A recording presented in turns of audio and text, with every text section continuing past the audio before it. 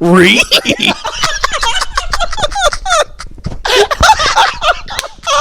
Why do you do that so good? I don't know. You go into college and it's like, okay, things are a little different. Okay, now you're away from home. Yeah. You still have class. You know, you're still kind of confined to some extent. You have a little bit of freedom. Yeah. After college, boom, DLC expansion pack.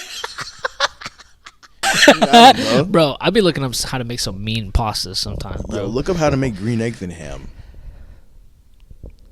You can do it. Why would anyone want to make that? Why not? Have you done it? Why not? That's the whole premise of this podcast. Why not, Carl? The camera is on. Oh man, me fixing my shorts, not me fixing my shorts. Undoing my wedgie. And welcome back to another episode of the Why Not podcast. It's your boy Carl. And it's your boy James. And welcome back to the Why Not podcast.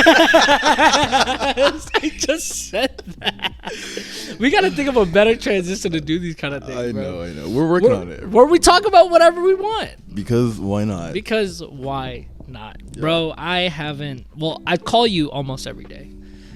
But then it's like whenever we see each other in person, I think things are really different. And I just think it's just a vibe. No, you know what I mean? I know what you mean, bro. I mean, it's always good seeing, like, it's nice talking to you on the phone, but it's really nice seeing you in person. Bro. It's just, you're right, it's different. The energy is like, it's a lot.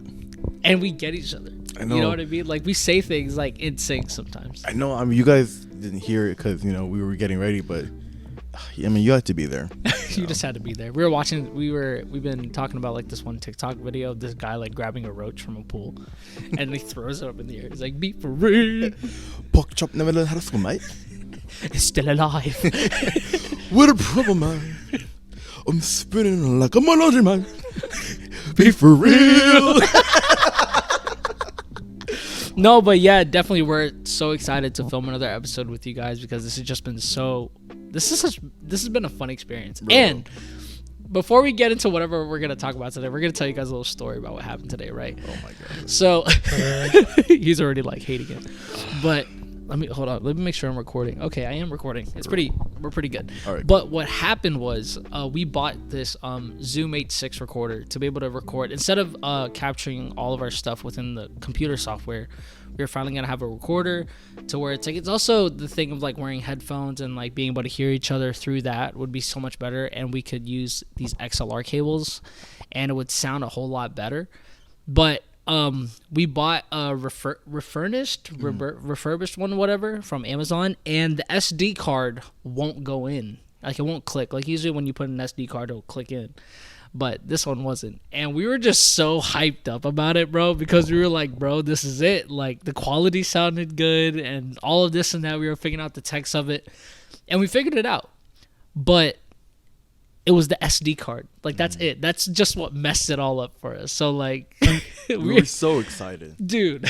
We were ready, man. But, I mean, like, things happen. Yeah, things happen. But we're still managing on making the audio, making everything work for ourselves. So, it's really good that we have these things to fall back on. So, one of the things that I did want to talk to you about today is because you're a man who does a lot. You know what I mean? Like, you do a lot. Like, you have easy media. You're a dancer. You do it to the point to where it's like you travel to places like to and from in a day. And that surprises me because I'm just like, bro, I would be so tired to do what you're doing right now. But it's like whenever we get to those things, to why we're doing the things that we're doing and the reason why we do it so much, regardless of whether we're retired or not, it's because something gives us that motivational drive. And sometimes growing up, some things just inspire us to do stuff. So, like, from your perspective on, like, the reason why you do so much, like, I want you to, like, touch up on that. Like, what inspires you, what drives you to continue to do what you're doing now, regardless of, like, if you're tired or not? That's a good question. I think I take a lot of my inspiration from my parents. Yeah. You know, my parents, they were born and they grew up in Nigeria. They came to America. And they became pharmacists, and they've been pharmacists for, I mean, until they retired. Drugs. Yeah. A lot of drugs.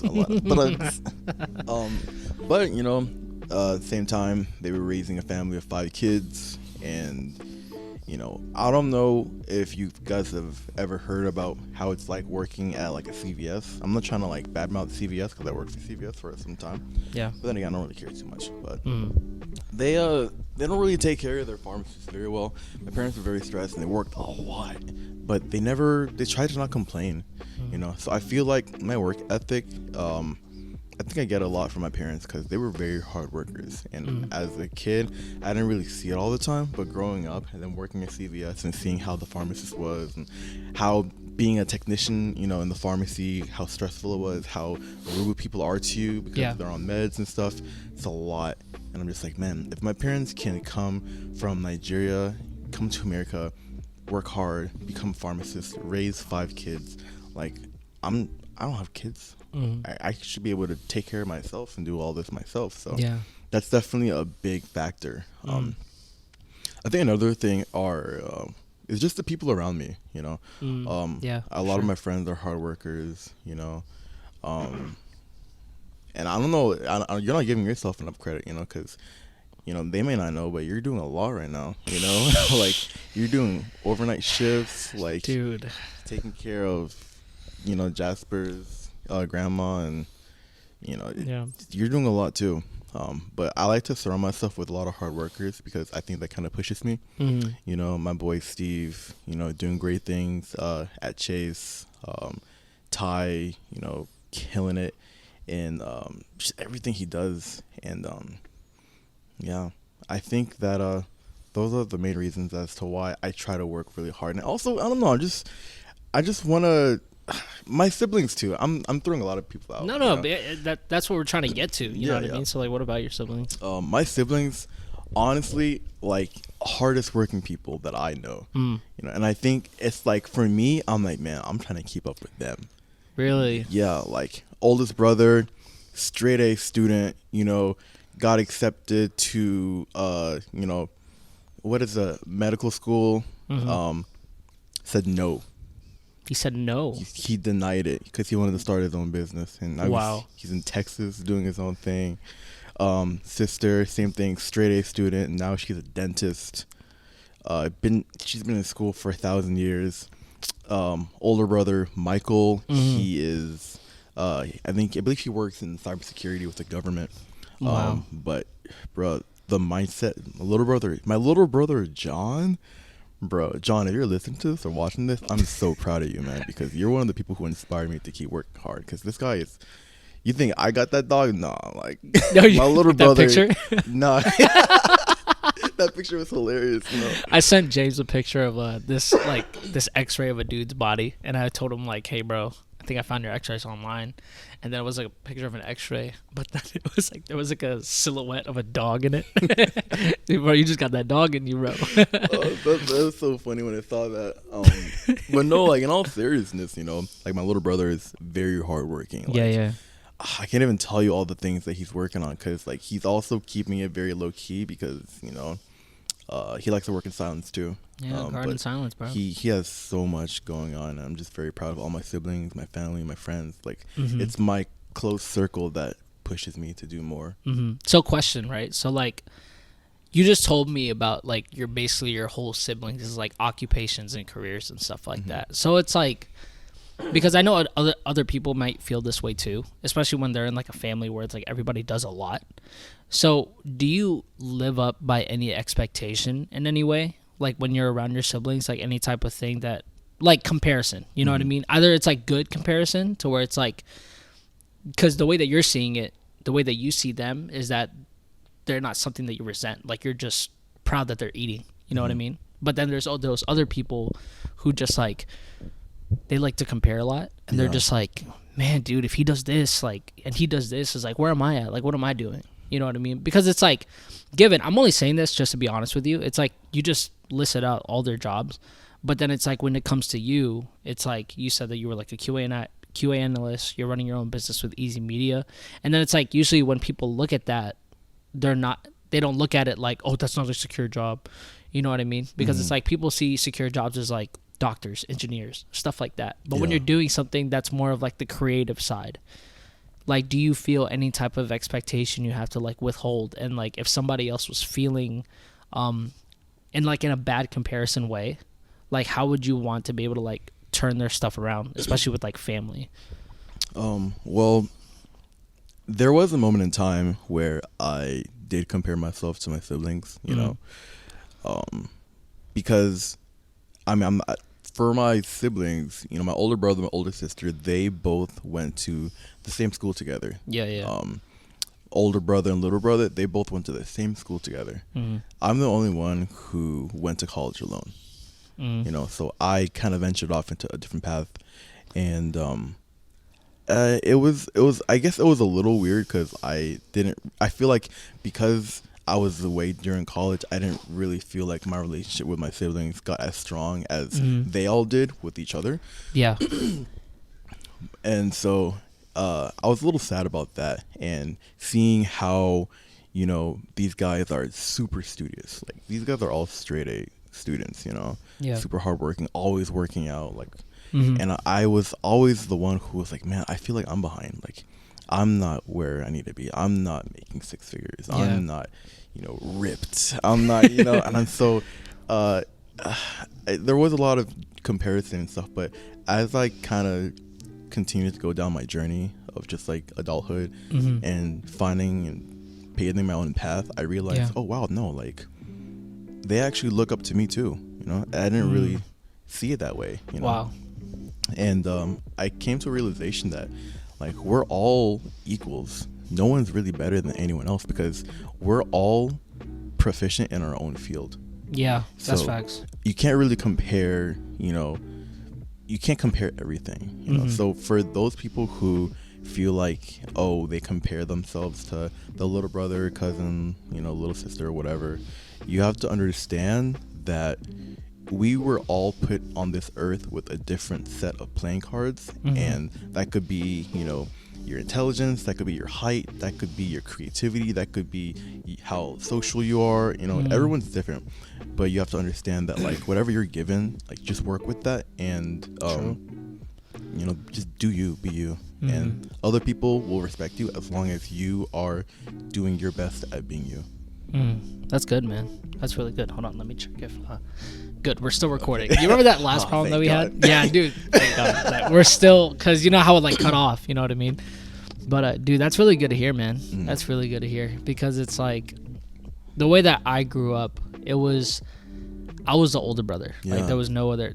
I was the older brother. You're right? You're the leader, man, bro. But it's like, that's the thing, though. It's like, I feel like I really hold myself. That's why it's so good to hear you say this stuff, because I really hold myself to like an expectation, because it's different from whenever you come from a family where, I'm not saying that like my parents didn't like work hard or anything, they did, but it wasn't always like they didn't really have a stable career, you know what I mean? It's like they had like the jobs that my dad growing up, he was a chef.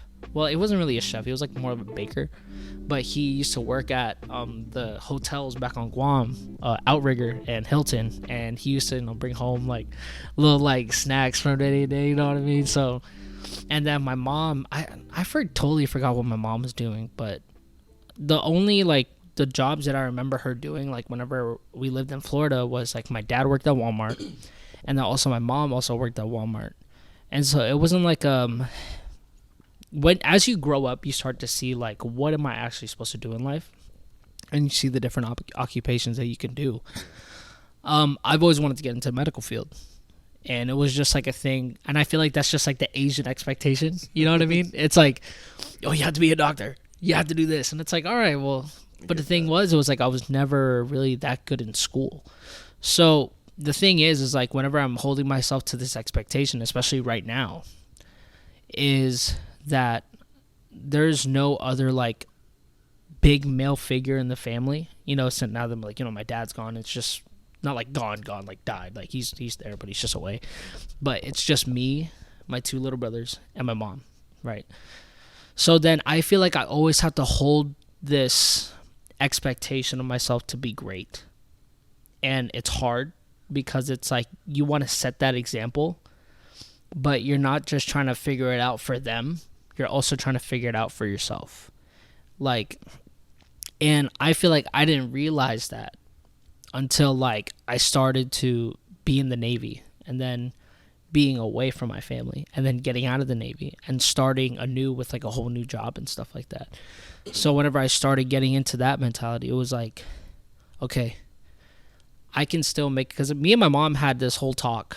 Like, we had this whole talk of like how our family's doing and stuff like that. And now that I open up to you, like my mom finally found God, so we've really been open to each other, and then really trying to figure everything out together as a family. So the thing is, it was like every time I put this expectation in my head, it's like I want to make sure that I'm someone that my siblings can look up to. But I felt like I wasn't like that for a while, and it always brought me down. You know what I mean? And I feel like within the means of expectation, it's really hard to not get so caught up in your own head thinking that you have to be great all the time. Absolutely. Like, you have to be great all the time. Like, it's a false statement. I truly believe that, because it's like everyone is not going to be great, And I'm not saying like great for their life, but I'm talking about like you have to have those moments of like despair. And it's okay if your siblings see that, because I've let my little brother see me cry. Yeah. Because it's like it gets hard. But it also attached, like whenever my little brother cried, I told him, like, I didn't give him that usual thing where it's like, bro, you got to man up. You know what I mean? But because I did do that, and I felt so bad. And now I come into the terms of like, if he's going to cry in front of me, just like let it out, bro. I know it's difficult. You know what I mean? But it's like, the lesson isn't you crying right now. The lesson is, what are you going to do now after you cry? Like, what are you going to do? Like, are you just going to sit there and cry? Or are you going to do something? So it really comes from being able to be vulnerable. If you let yourself be vulnerable within that, I think it just shoots for a higher rate of success for you. Because at that point, whenever my little brother cried to me, and then whenever I started to really feel him and how he saw life, even as a 12-year-old, he saw a lot, you know what I mean? And I feel like him seeing me the way that I am, the way that I work, and the way that I can do this, it inspires him in that way, because he's saying, okay, if my older brother can do that, even though it's hard for him too, and he's crying, but he was able to get up and still do stuff, I can do that too. So it was really great to hear you say that, you know what I mean? Because it's like, it's not some expectation we have to uphold for ourselves. It's like, it's really just being able to, it's about seeing the progress and seeing the growth, especially within one another, even on the bad times. You know what I mean? Because it's like you said, like you were really sad about it for a while, but then you didn't realize that they were inspired by you too. You know what I mean? And everyone's just going to be great in their own way. But nonetheless, you're going to have the bad days. But yeah, man, I appreciate you for saying all that stuff, bro. It's great. Of course. But I feel like, because we were in the topic of like what inspires us the most, right? Yeah. I definitely believe that what inspires me is like the people around me. Absolutely. Like, definitely like the drive. You know what I mean? Because it's like, I feel like the way that I've grown up and the things that I've done, like, it wasn't all great. Like, I didn't surround myself with great people. You know what I mean? And I'm going to truthfully say that, because it's like, as a 15, 16, 17, like going all the way up to like, 20s, I feel like you should just enjoy those teen years, but in a way where it's more like innocent and more just like being able to just enjoy life, not have to carry the burden of like what an adult life is like. But for me, when I was growing up as like a teenager, it's like I feel like I wanted to throw myself at everything, and I was out here partying. I was out here doing things that I shouldn't have done. I was getting caught up with a lot of girls, and it just and I honestly have myself to blame for that. It just promoted so much drama. And it's like I wasn't able to really enjoy my teenage years because of that, because I was just too busy getting caught up partying, because I was too busy getting caught up drinking, because I was too busy caught up trying to involve myself in places that I shouldn't have been. and it ruined a lot of my relationships growing up. It wasn't until I got here, and it was at the moment where like I should have realized it, but I didn't. Mm-hmm.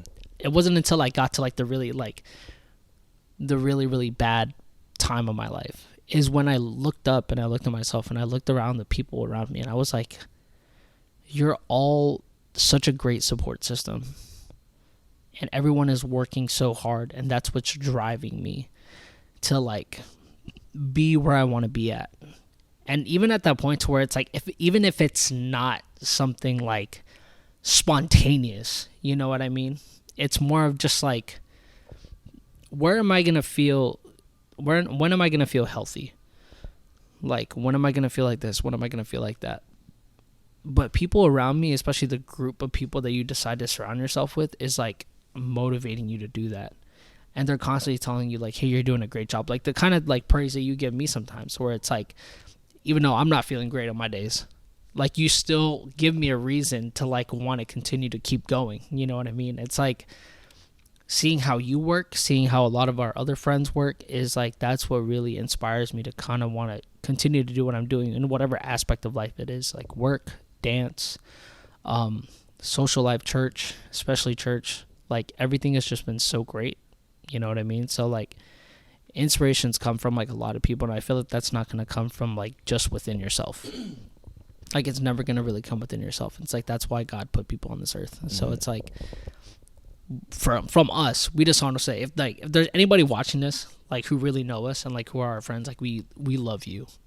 We love you guys so much. I sure it's like, no, I love you guys, because it's like, if it wasn't for you guys, I wouldn't be in the position and the type of mindset that I am within myself and with God if it wasn't for you guys constantly driving me there, constantly inspiring me to do this and that, because you decided to tell me such great things and made me want to believe it more. So yeah, it's definitely people, bro. Like, we are both interested in cinematography. We're both interested in dance. I'm pretty sure that we both like creating content. I know that we've talked about dance a little bit. Who inspires you in dance?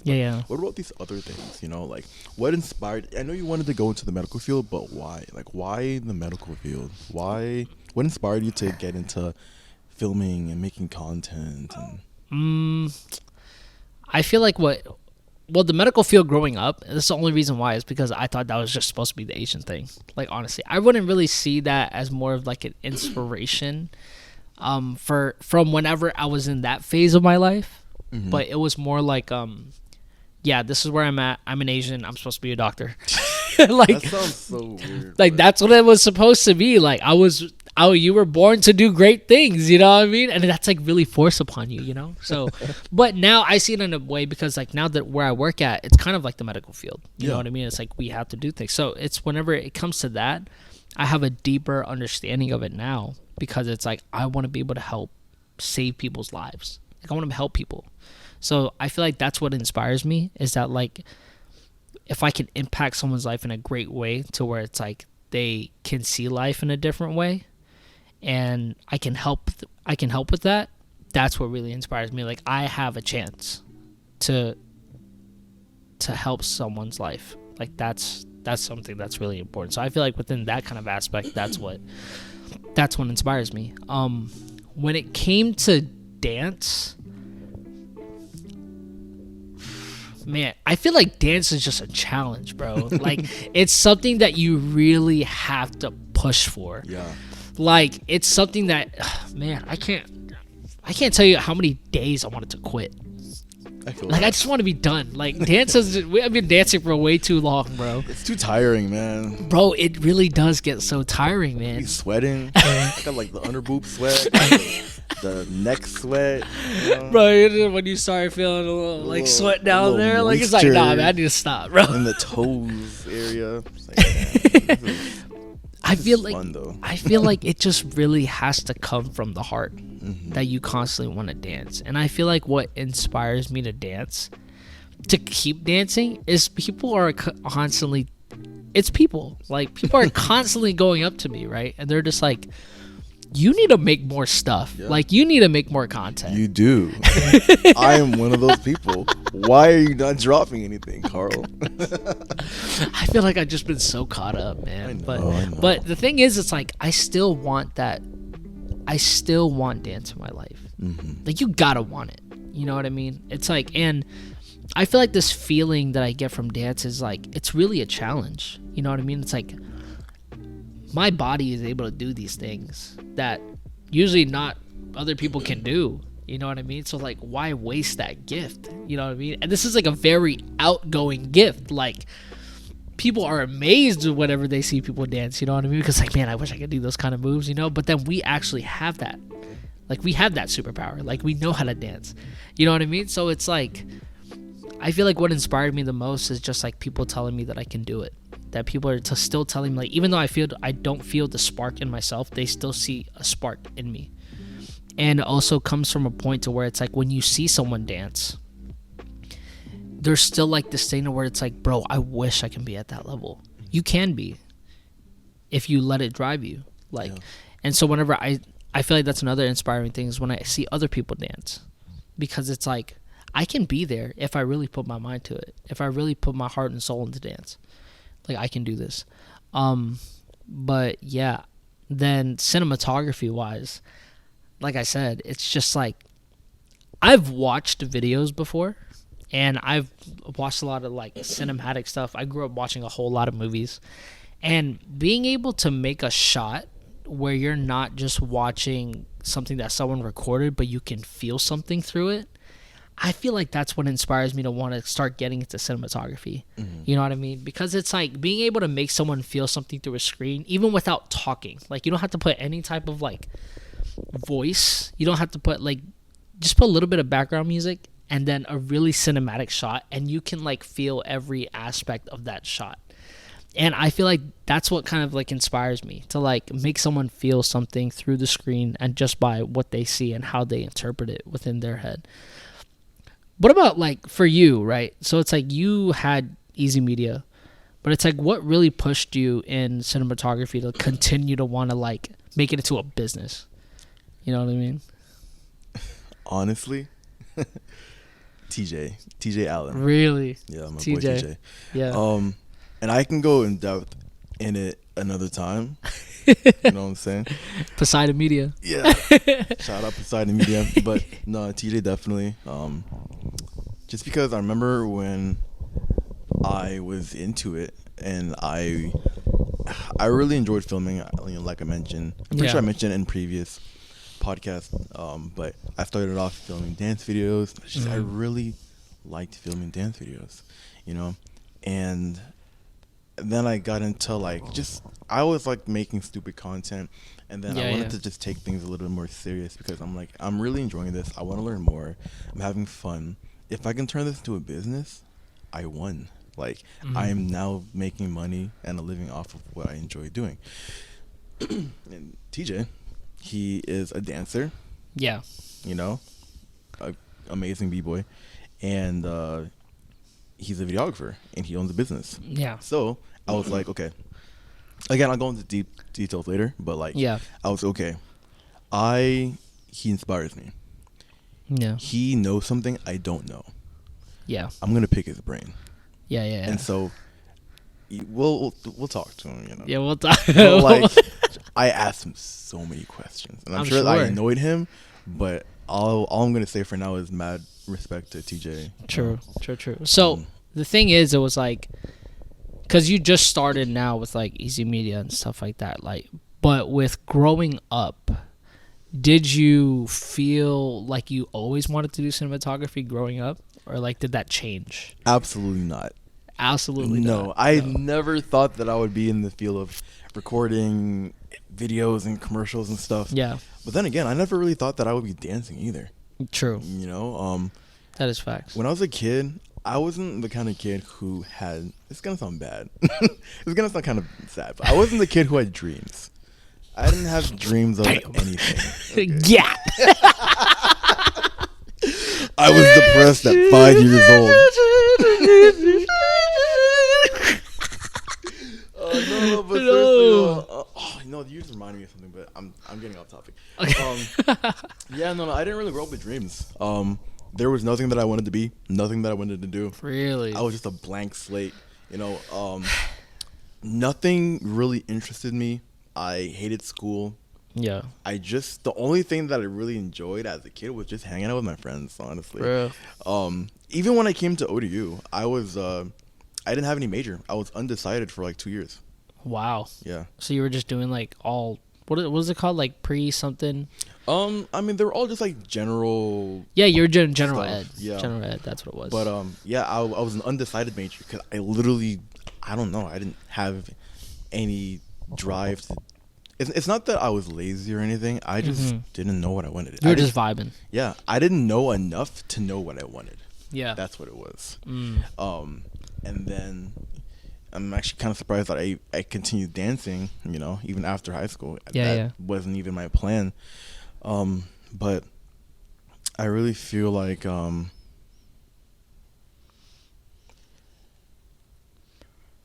wow, I just lost my train of thought. That easy. It was just went away. What were we talking about? You were talking about how you were growing up. Like you didn't grow up with anything. Yeah, no, you're right. Oh, not saying you didn't grow up with anything. I had nothing. Oh no. Hold on. Sorry, no, but what is it? When it comes to the point of like getting to where you want to be and growing up, like how fast did that change for you? You know what I mean? It's like because you said like you didn't grow up with dreams. Like you didn't grow up, you thought you'd be anything. But now it's like, do you care more about the dreams that you have now than you did before? Yeah, I care a lot, man. Like that's like that. My dreams and what I want to accomplish is like that's like my top priority right now. Really, like, that's good. That's why I'm working really hard because I'm like, listen, there's so many things that I want to do. I have all these plans. I have all these goals, and I just want to work really hard and accomplish them. And every time when I accomplish something, the amount of dopamine and happiness that I get from that, I'm like, yo, this is like I ride that high, and I'm like, all right, I gotta get to the next one, to the next one, to the next one. Yeah. I didn't. I don't think it was a fast thing. It happened pretty slow. Yeah. I think the only goal that I had, the only goal that I know that I had was when I first joined Crucial and I started dancing and being surrounded by all these amazing dancers. Yeah. I was like, you know what I want to do? I want to teach at Urban Dance Camp. And that's like dream. That was my dream back then. We used to grow up watching Urban Dance Camp, bro. Know, like man. With the little warehouse feel of it. Yeah, dude. Bro, I thought that it was a normal studio. Bro. But to me, I was like, that studio is made out of gold and diamonds. Because everybody taught there. Yeah, like all the legends, all bro. the goats. Dude. Like if you saw an Urban Dance Camp video where it would show the Urban Dance Camp logo at first and then it just shows whoever's dancing, bro, it's like, you're like, man. It's like, it's not that I wanted to teach there, but it's like, I just wanted to be at a class there. You know what I mean? And that's still a dream till this day. I definitely would want to show up to like an Urban Dance Camp. But the thing is, I feel like it wouldn't be the same. Like it would just be, I feel like it's just because of, what is it? The people who used to dance back then? No, like Ian Eastwood type. You know what I mean? Or like back then with Keone Amari and also Chris Martin, like all of them like dancing over there. It was just a different vibe of dance back then. You know what I mean? But I definitely feel you for when it comes into like. I just lost my train of thought. Yo, it's crazy. Do we need to be on Adderall? I need to be on Adderall. Listen, I may have to. Obviously, I may have to too. Bro, okay. Before we go into anything, I just want to let you know that I'm so excited. No, like I am so excited because of the reason. The reason being is because like I just got my medical benefits yesterday. Okay. Yeah, I got my medical card. Congratulations. So, bless up to God, right? You know what Lord. I mean? Thank you, Lord. And the thing is, it was like I'm able to have access to a psychiatrist. Yo, you gotta get some therapy. I'm about to get some therapy, and this is what I'm so excited about, right? Like, I want to see if I am diagnosed with ADHD. Bro, you are diagnosed with ADHD. You don't have to see a professional. I'll tell you right now. You need to be on Adderall and something. I don't know. Because it's like, I show signs, right? I definitely show signs. People who have ADHD have told me, like, I have ADHD tendencies. But I want to hear it. Yeah. I want to know. You want the doctor to be like Carl Savino. Boom. Adderall. Drugs. And then I go see your parents. You know what I mean? A little bit of them. Yeah, you can. So we'll write your prescription. You won't be able to read it though, because you know the doctor signatures me. It's crazy. But anyway, back into what we were talking about, because it was like I just something I found. I felt like I was really proud of that. You know what I mean? But I don't know. I feel like growing up is pretty hard. Mm-hmm. Like from where you used to be, and like as a teenager, not knowing what the world is going to be like, or like all the challenges that we face now. Like I don't think anyone or like school or people teach enough of what it's going to be like out in the real world, and starting to like, I'm not saying to be brutally honest, like, yes, stress them out a little bit. Yeah. We're too soft. Dude. I think we're too soft and we're too sensitive. Because it's like given. I believe in dreams. I believe about being passionate and wanting to do what you do. Mm-hmm. But I also want other people to teach things that are important, that are like a punch in the face at life once you turn into like your 20s and going into like your 30s. Snitches get stitches. Bro. Lesson number 1. Lesson number 2. Your mom. I don't know. I couldn't think of anything clever enough. That's what came out. I'm sorry. No, but it's like it's true though, and I feel like sometimes we forget to be brutally honest. Mm-hmm. Sometimes when it comes to that, because it's like right now I'm facing things that I was never prepared for growing up as a teenager. Like the thing was, I always had this concept of like I'd never want to grow up. Mm-hmm. Like I never want to grow up. Like I love being a teenager. I love doing the things that I'm doing. You know, but obviously that can't happen. You're going to age. You're going to get past 20. Like, but then you can still keep the mentality of growing up. But then it's also putting in the feature of like, yo, we're getting older. This is what we need to do, right? Savings. You know, like how to pay for bills. Yeah. You know what I mean? And it's like how sometimes things are going to get in your way of your plans.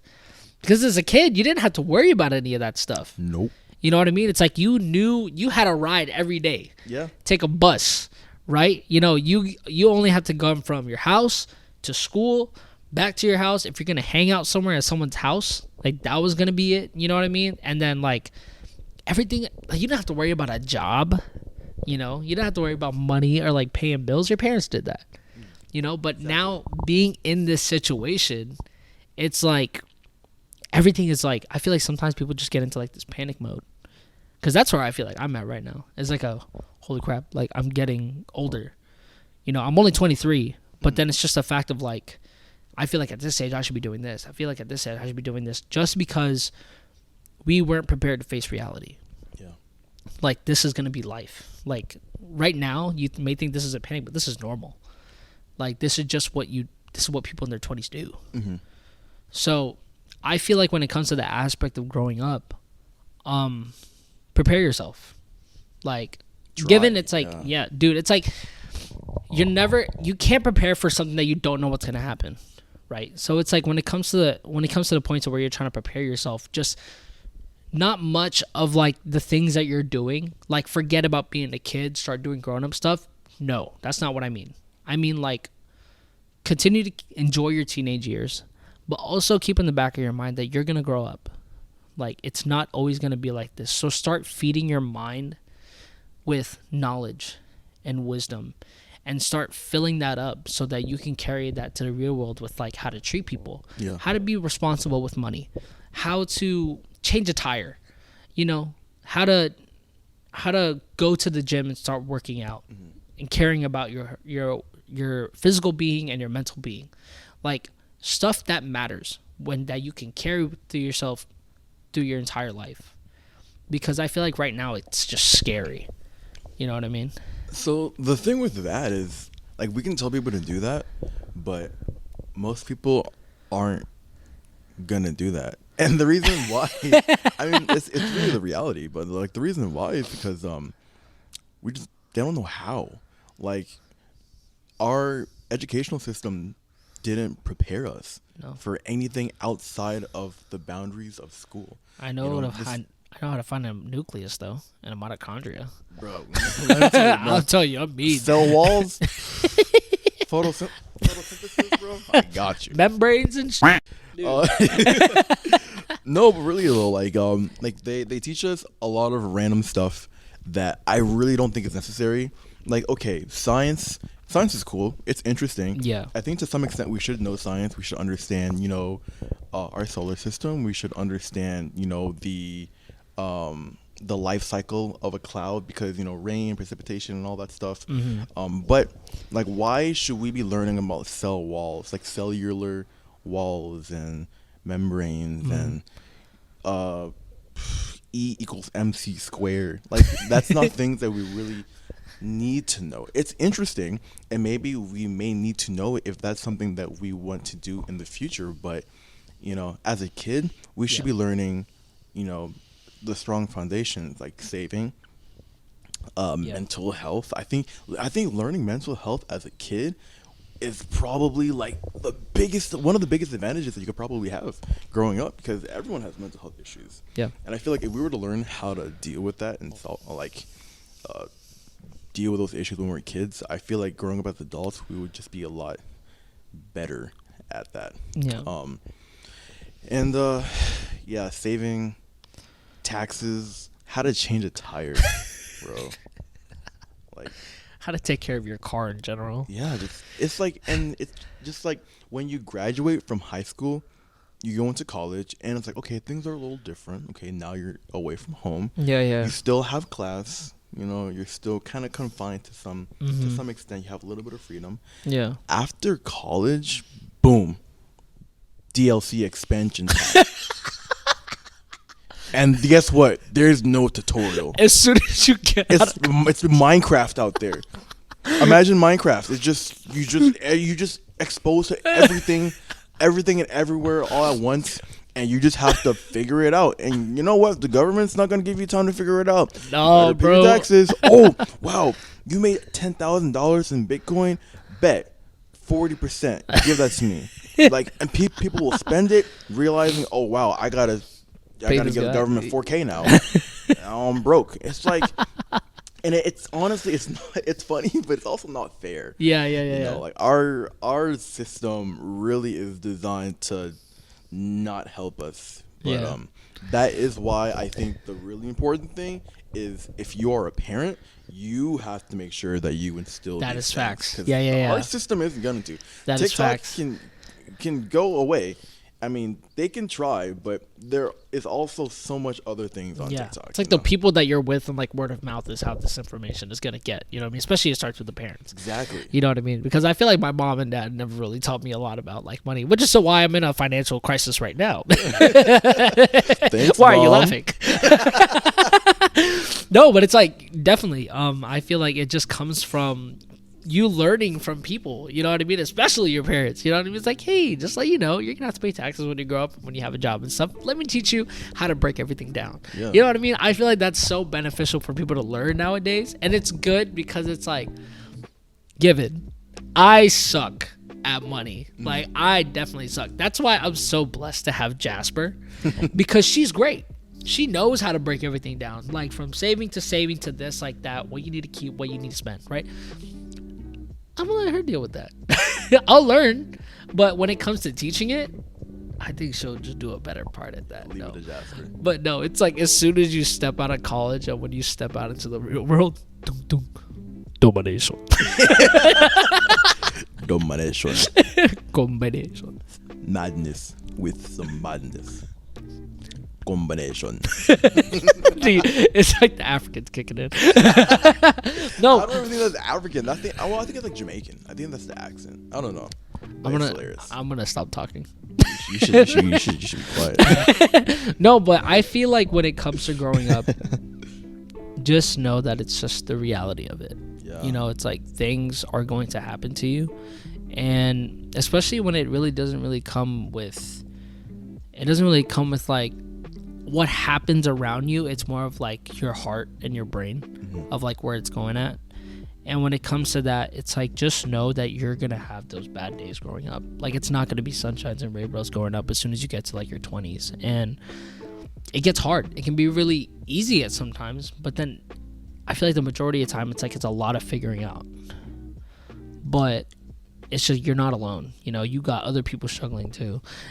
Yeah. You know what I mean? And even if you think you're alone, and let's say you are alone physically, the amount of people on this earth that are going through a very similar thing that you're going through, like, the internet is an amazing thing. You can literally connect with millions of people. Yeah.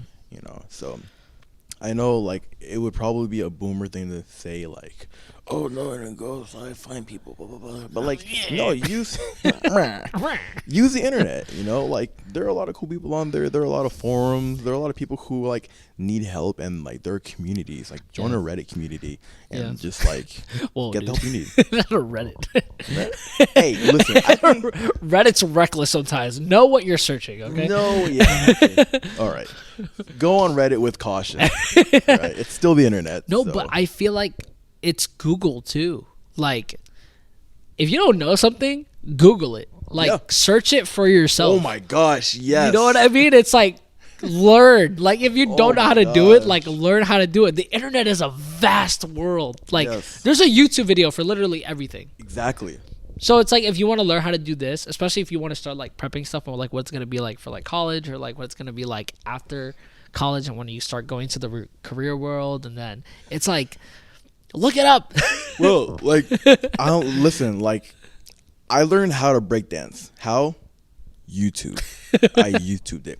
I have a film business. YouTubed a lot of it, everything. Huh? Like we YouTubed a lot of things. Yeah, no, I mean that was the best way to learn, and I think it's still one of the best ways to learn. You know, like, I film and stuff. Everything I learn is from YouTube. It's from TikTok. It's from trial and error. I didn't go to school. I didn't go to film school. Yeah. You know, I didn't go to school for dance. Yeah, I didn't go to school for. I was gonna say I didn't go to school for anything, but that's not necessarily true. But there's so much that you can learn by just looking it up. You know? You want to learn how to fix a tire? Look it up. Yeah. You want to learn how to make, I don't know, what's the interesting meal? Look it up. Bro, I'd be looking up how to make some mean pastas sometimes, bro. Yo, look up how to make green eggs and ham. You can do it. Why would anyone want to make that? Why not? Have you done it? Why not? That's the whole premise of this podcast. Why not, Carl? I haven't, though, but in elementary school, my teacher did make green eggs and ham for us. Stop. And did it taste good? It would taste like green eggs and ham.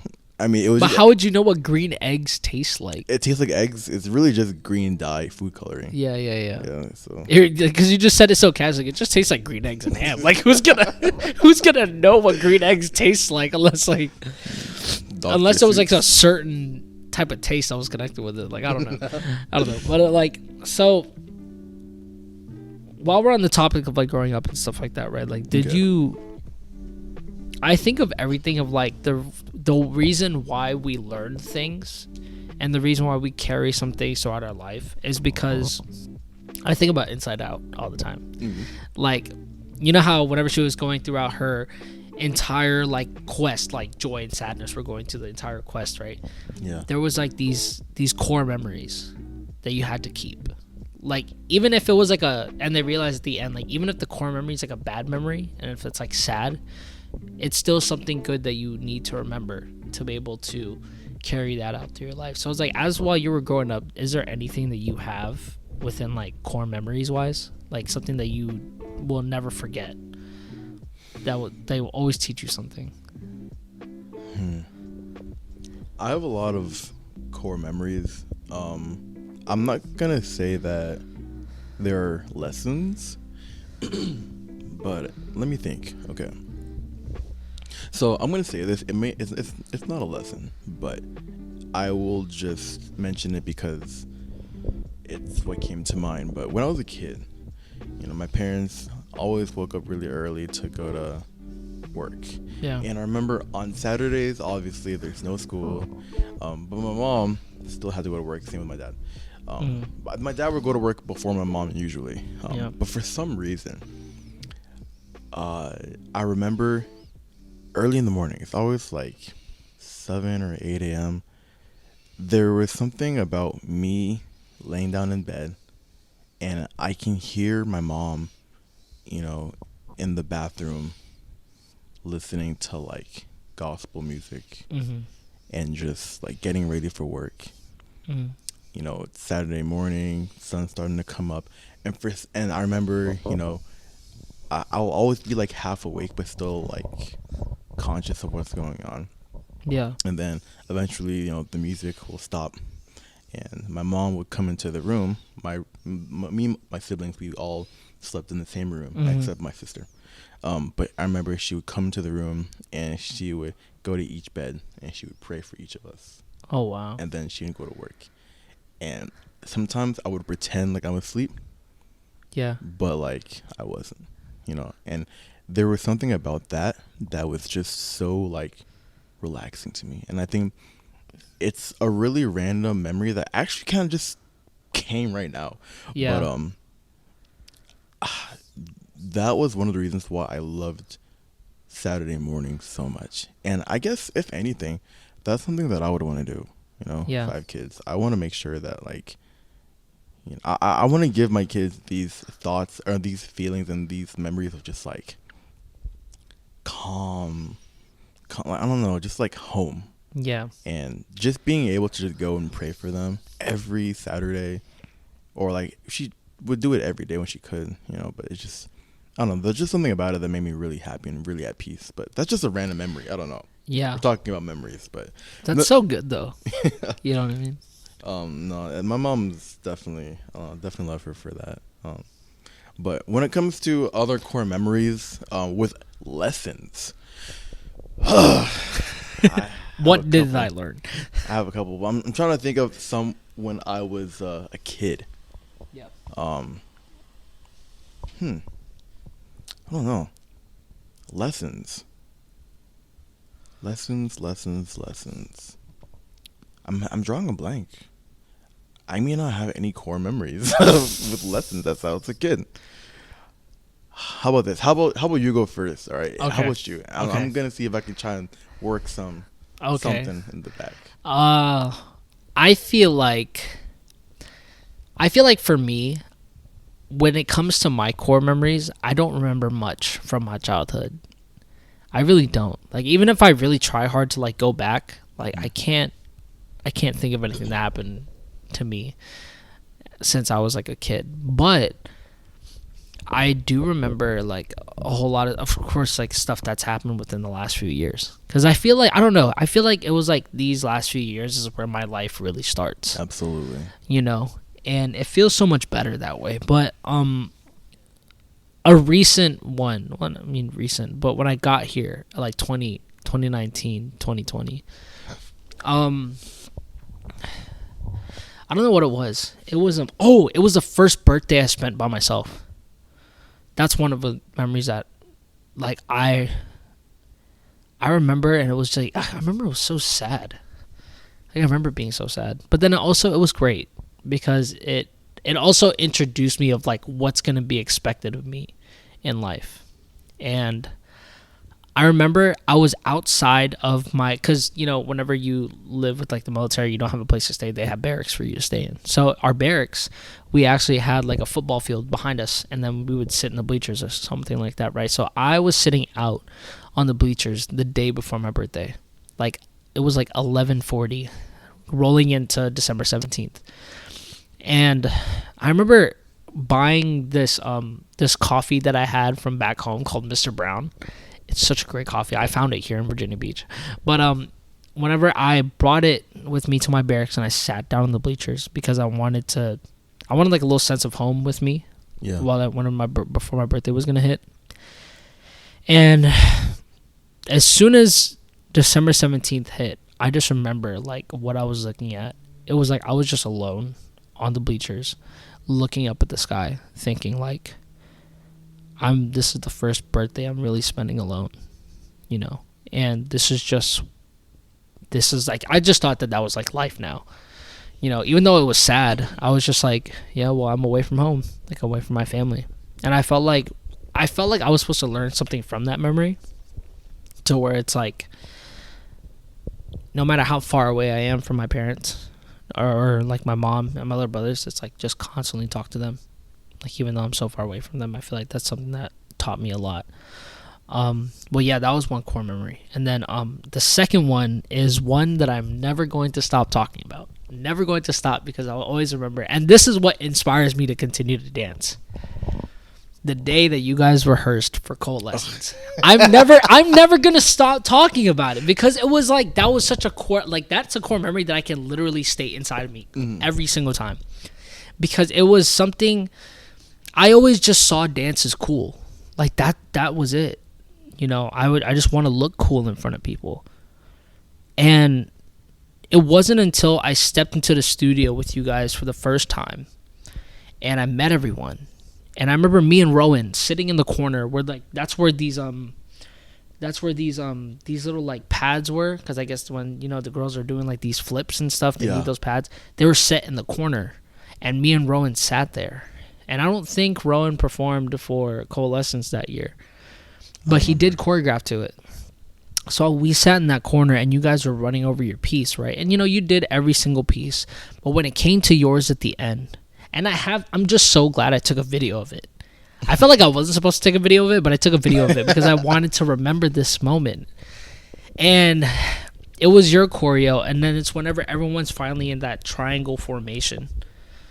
And seeing that, and it got to the part of the song, it was like, I don't know what I'm supposed to do, haunted by the ghost of you. Like, bro, literally, oh, man. Every time I think about that, I was just like, what am I feeling right now? And how I hold that feeling dear to my heart, especially when I'm talking about it right now, because it was like, dance was so difficult to keep up with, because sometimes I only saw the purpose of being cool. And my dance history when I was on Guam was just bad. Like, I learned a lot, but I messed it up for myself. And when I watched when you did your choreo, sorry, like, I feel like I'm gonna cry. But when I watched it, I was like, this is what dance is. Like, that's what it's supposed to look like. Like, I felt like I found the true definition of dance just by watching you guys. Because it's not because we want to look cool. You know? Like, we don't just want to look cool. We want people to understand. And when you did that piece, and then at the end where you guys, like, hold each other, and, like, your shirts say "V be strong." Like, I wasn't here when that happened, but you made me feel that through dance. And it wasn't just like, we're doing this because it's so cool. Like, no, we're doing it because it means something to people, and we want people to feel what we feel. And seeing dance like that, through, like, not just a movement of something cool that you can do with your body, but also to be able to tell a story and to be able to express your feelings. It's the reason why I keep dance close to me, because it's not just something that looks cool anymore. It's something that I can use to express what I feel. And I feel like that's a memory I'm never going to lose, you know? I feel like that's the whole reason why we keep dancing, is because we can say something without saying something. You know, there's a lot of power in dance. Dude, there's a lot. Like, you don't have to say a word, but if you can show it, like, people can just feel that already. And it's like, it's crazy thinking about it too, because I just remember the feeling that I felt in that corner. I felt like such a young kid just watching Heroes, and I was like, wow. Dude, and yeah, that's just a core memory that I just will never forget. That's what, at that moment, that's what dance really taught. Like, that's when I figured out what dance really was for me. Mm-hmm. And something I constantly wanted to do different. That's why sometimes I don't even make choreo to the same music that I used to do back then, because I want people to show their feelings through dance. I want people to feel the way that I felt when I watched that, you know, and freaking all glory to God, man. Like, you know what I mean? Like, that I figured that out. And so, yeah, that's a core memory. I'm always thankful whenever you tell me that story, because it's just like, for me, I don't, and maybe it's like the whole imposter syndrome thing, but like, yeah. I don't see that, you know. But when you tell me that, I'm like, man, I feel like, how do I explain? I feel like I I don't want to say that. That sounds really sad. I was gonna say something really sad, but I'm not gonna say it. What I'm gonna say is, I feel like I accomplished my goal with dance. Because here's the thing, like I mentioned, my first goal with dance is I wanted to teach at Urban dance camp. Yeah, you know? That was like my dream. Yeah. As I grew older and experienced stuff, I wanted to just inspire. Yeah. You know, I feel like inspiring is like, that became like what I really wanted to do. I just want to inspire people. Yeah. You know, just do what you want to do. You know, be a good person. Be kind to each other. You know, and the fact that I was able to inspire one person, like, that's enough for me. Yeah, like, it didn't even care like if you were gonna perform for like 1,000 people or like 500 people, and that's what I feel like it meant to me, was that I don't have to reach out to like the entire world, because I feel like one person shouldn't have to carry that burden. It's like planting a seed. It's supposed to be a plant a seed thing, like, you know, and it's not about just because you influence like 10 million people. Great for you. That's amazing. You're planting 10 million seeds. Cool. But just getting to that one person is what matters. And that's what I always think about now. Like, instead of what I thought of it was like back then, it was like, I want all these people to think I look cool. Like, I want to look dope, right? But then whenever it came to doing that and just being able to be an influence for that one person, it was like, yeah, this is what feels great. Like, this is what dance is supposed to make me feel like. Not feeling like I have to look cool to do something, but I'm changing someone's life, you know? And just because they learn that from me, they're going to take that seed and they're going to plant it on somebody else, and then somebody else. It's just this whole generational thing. Like, you got to carry that, you know? So it's just, that felt really good. You know what's amazing too? What? So you always say that I inspired you. Yeah. I think that it's a beautiful thing. And from me knowing that I inspired at least one person, that one person ended up being one of my best friends, and now I'm sitting on your couch recording a podcast. And I feel like if you didn't go to that practice, maybe you wouldn't have joined Crucial. Maybe you wouldn't have. Maybe we wouldn't have been boys. Maybe like none of this would exist. Yeah. You know, so it's like, wow, that's awesome. Dude, God makes a wave, dude. Bro, it's really weird, but it's like I never would have thought I was gonna get close to you, honestly. Like, I didn't think that was gonna be a thing. Like, I just thought it's like, yeah, he's gonna be the guy that I know. He's probably gonna just be like the leader of the team. I know, cool. But just the fact that we're now doing this, you know, it's like we just sit down and we're just two dudes. You know, it's like, this is all we are. Like, all expectation out the door. It's just like us talking. Yeah. And I feel like, yeah, definitely I feel like it's a whole chain of events. It's because of a whole chain of events over the reason why we're here, you know? Yeah, oh my God. Because I feel like it's just like, okay, yeah, I just come into Virginia. I'm trying to find a place to dance. Cool. Next, you know, my aunt, like my mom's friend, right? And I think I've explained this story to you. Like, my mom's friend, and then finally my mom's friend introduces me to one of the people that she used to work with, which was Princess. And then Princess was like, oh, definitely let me introduce you to Brandon. And then, oh, Brandon's like, hey, come to Crucial practice. Boom, I'm there. Like, people to people to people to where the story begins. I meet James, right? And it's like what is this, you know? Because now it's like you see where it came from, and now that we're here, and it's like, God, you really do be so like it's really weird, dude. So I just thought of a core memory. Yeah. And the reason why I'm going on my phone right now is because I need something very important for this core memory. But this core memory takes place about like, I want to say maybe like a year and a half ago. Where did it go? I'm looking for something very specific. While he's looking for something, let me tell you guys, right?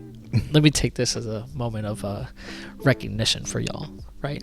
We thank you guys for being an inspiration, even though you haven't watched this yet, because we're constantly thinking about it. And I feel like it comes to that point to where it's like, we can't wait for people to listen to this podcast and like feel something through it and just find that genuine feeling, you know, because it was like we really try to do this from the heart. It's like it's not even we have to try to do it, it's just like this is fun for us, but then being able to also impact someone's life at the same way of like how we see things. We appreciate y'all for it. I don't know why I was trying to talk like that. I'm like trying to be I found it. What? Okay. So about a year and a half ago, I was going through a lot. Oh, yeah, I know. Oh man, I was going through a lot. My boy, I was there, bruh. Just some water. All right, yeah, I was going through a lot. Yeah, and I remember there was a specific moment where I hit rock bottom. Yeah, and I was like, I remember I was alone in my room. At the time, my roommate wasn't there; it was just me in the crib. Yeah. And it was a beautiful day out. And I was just like, bro, I need to get out. I need to go somewhere. Yeah. And so I decided to take my car. Yeah. And go to the ocean front. Yeah. Like, you know what? Today I'm gonna longboard. I'm gonna longboard on the ocean front. It's a really nice day. It's hot. I'm gonna do it shirtless. You know. You know. That was. Listen, me mentioning that I was shirtless is actually important. Okay. Okay. I'm hearing. All right. So I put my headphones in, just longboarding. Yeah. Just going through the motions. Like my mind was going a million miles per hour with a lot of different things. After a couple hours, I saw this guy. He looked homeless. Yeah. And he was trying to get my attention, like. Yeah. And a lot of the times, you know, people do this all the time, and I'm guilty of doing this too. But like sometimes when you see like a homeless person or someone who seems like a little out of place, you kind of sometimes tend to like ignore them. Or, like, you know, try to not seem like you're listening or whatever. And so I had that thought. I was like, oh, I don't know who this guy is, but I think he's trying to get my attention. I think I'm gonna ignore him. But there was something in me that was like, you know what? Let me see what this guy wants. Yeah. Okay. So, take off my AirPods. I'm like, hey, what's up? You talking to me? He's like, yeah, I'm talking to you. Yeah, come here. I was like, all right, cool. I walk up to him. He was like, hey, man, like, you look so fit. You know, what's your workout regimen and stuff? Like, you look really good. And I'm like, oh, yeah. So I was pretty much just like talking to him. Was this already when you worked out? Yeah. Oh, okay. And so I was kind of going through like, you know what I do, my workout regimen. Yeah. And like, I think he was homeless, but it was weird. We were just talking. Yeah. You know. And then I don't know. He told me his story. I don't really remember exactly what his story was. But, yeah. He explained why he was there, and just a stranger. And he was like, hey, you know, like, what's your name? I was like, oh, my name? I'm James. Yeah. James. Oh, true, James. I just want like, are you religious?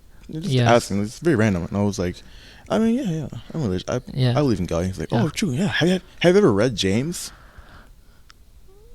What? The Book of James. Yeah. And I was like, no, I actually haven't. And again, this guy looks homeless. Yeah. He's not carrying, you know, a pamphlet, a Bible. Yeah. He has tore up clothes. Yeah. You know. He just came up to God with you. Yeah.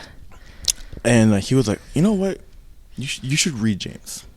Yeah. And I was, during this time when I was talking to him, I was kind of telling him like what was going on in my life. Random stranger. I knew I would never meet this guy ever again. Yeah. And so he was like, you know what? You should read James. And I was like, huh? I never really thought about it like that. And then I was like, you know what? This is very random, but like, can I take a picture of you? Like a selfie? Yeah. I was like, yeah, of course. So yeah, I took a selfie with him. I was like, oh, that's so random. That night, I went home and I read James. Oh, did you? I read James for the first time ever. And that's my name. Like, my mom named me James because of James and John, the Brothers of Thunder. Like, that's why my name is James. Yeah. I never thought about opening the book and just reading my name, you know? I don't know. Maybe it's like a narcissistic thing to do. You want to seem like a narcissist doing it. Yeah. But the first thing that it says is testing your faith, or testing of your faith count it all. This is James chapter 1 verse 2. Yeah. Count it all, my brothers, when you meet trials of various kinds, for you know that the testing of your faith produces steadfastness. And let steadfastness have its full effect, that you may be perfect and complete, lacking in nothing. And you know what? Wow. Bro, it's crazy. Wow, because dude. I'm like, this is literally telling me that, like, you are going to go through things. Wow. You are going to go through so much stuff. But when you go through these things and when you hit rock bottom, what are you going to do? Yeah. And if you can still be faithful and you can still remember God, even when you hit rock bottom and it seems like he's not there, that's when you'll be complete. Like, that's when you'll mature. That's when, like, your faith, like, bro, let me tell you, I think I broke down. I think I cried that night because I was like, this is like the first verse in book 1 of James, my name. And this is I'm 26. I think I was 26 or 27. Yeah. I'm reading this now, and I was told by a stranger, someone who I believe was homeless. Then I will never meet this man ever again. But this random stranger pointed me into the direction that, I'm not gonna lie, that night changed my course. Wow. I'm gonna be very honest, because listen, I was on demon time, bro.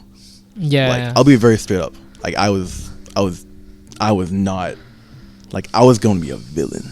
Yeah. I was like, bro, I'm villain mode. Like, yeah. But that night, bro, something hit, and I was like, you know what? Nah, this isn't my villain arc. Yeah. Like, no, I'm gonna do something different. And then I think that, you know, I just did something different. And I don't know.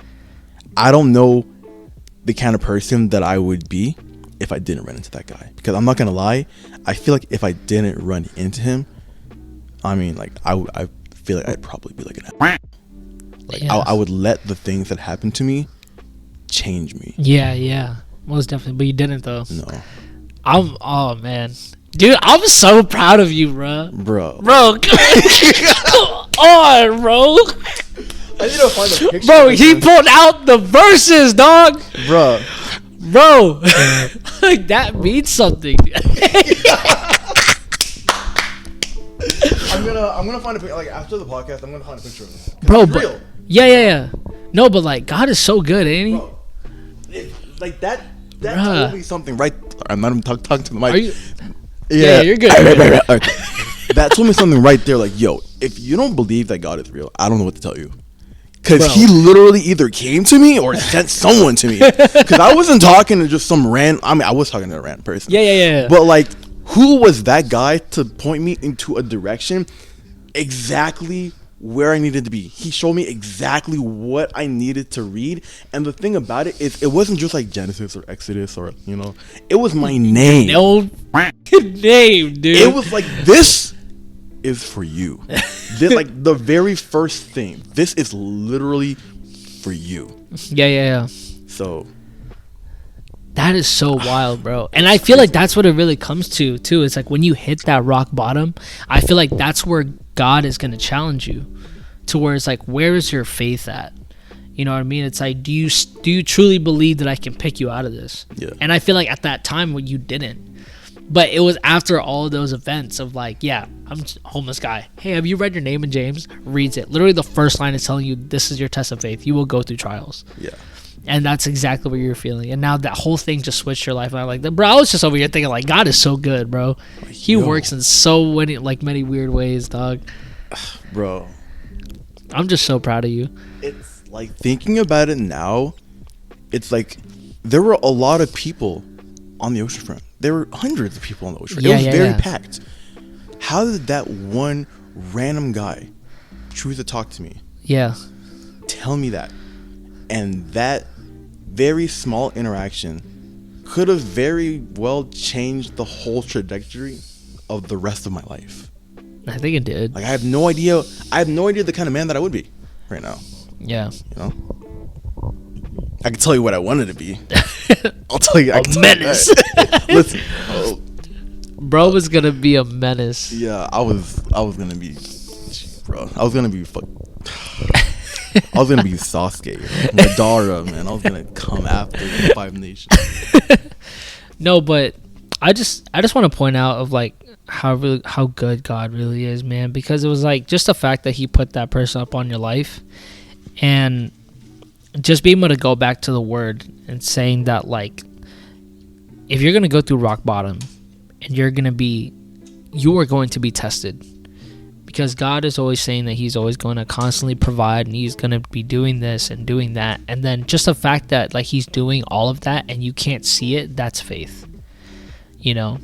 And obviously God's blessed you in so many ways. And I'm just so glad that you see those blessings now within your life.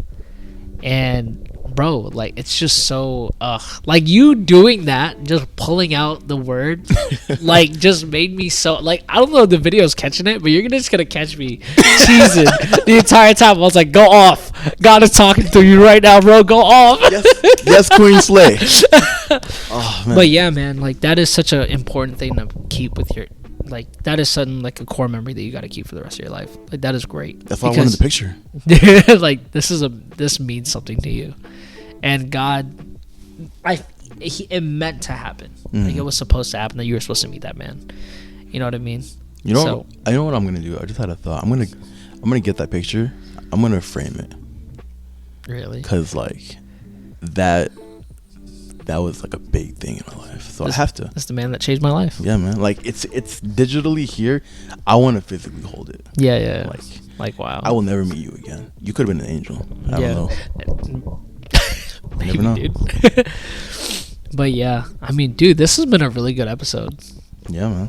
Like, this is a really good episode. I feel like we're starting to really get into like the track of things, of like where we want things to go. But it's like, I'm just so proud. Like, I'm really proud to be doing this with you right now. Bruh, me too. You know what I mean? I'm so happy. Like, this makes me so happy. This makes me really, really happy. And I can't wait to constantly make more episodes with you, bro. Like, it's going to be so fun. It's going to be so fun. Bro, it's already fun. What are you talking about? It already is fun. Having a blast. Domination. You know what? Should we tell them like the whole thing? Like, why do we keep saying domination? Okay, bro. Because they don't get it. We were playing Fortnite this one night, right? Yeah. And bro, it was probably the funnest night of Fortnite I've ever had. Like, I don't even care if I was dying. Okay, first of all, gaming is not about winning or losing. No. It's just having fun with the boys. Like, that's all it is. So we're all over here having fun. It was me, James, it was Steve, and it was like Steve's cousin. Yeah, his cousin Chris. Bro, this entire night, bro, we were just saying combination. And then we ended up with like saying all these Asian words, right? It was like, what was one of the things that I said? It's like, man, you have to do these at the end of the year. Taxation. Result representation. And then there was one where I was like, what was it? What was the word? Oh man, you know, I want to eat this donut, but I gotta stick to my diet. Temptation. And then there was one where it was like, I know I gotta do stuff, but then it's like, I'm just so lazy. Procrastination. So it was a whole night of that, and all of us just laughing, and me doing like my Scooby-Doo laugh. Like, it was just read.